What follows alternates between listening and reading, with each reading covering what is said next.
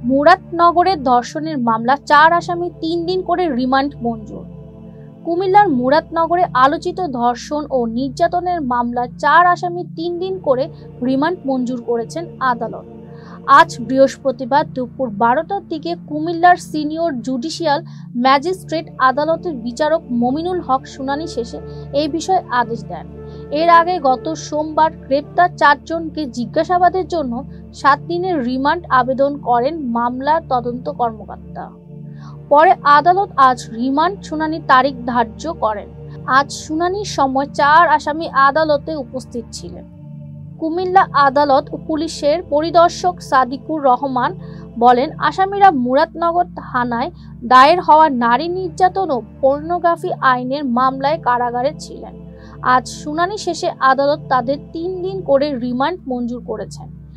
মামলার তদন্ত কর্মকর্তা মুরাদনগর থানার উপপরিদর্শক এসআই রুহুল আমিন বলেন, মামলাটি আমরা সর্বোচ্চ গুরুত্ব দিয়ে তদন্ত করছি।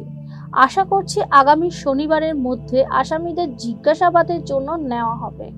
আজ রিমান্ড শুনানি শেষে আসামিদের আবার কুমিল্লা কেন্দ্রীয় কারাগারে পাঠানো হয়েছে।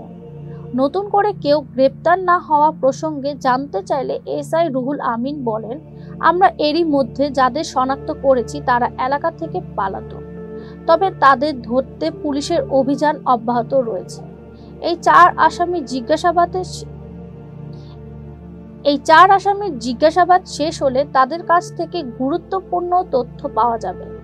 আশা করছি দ্রুত সময়ের মধ্যে জড়িত সবাই আইনের আওতায় আসবে।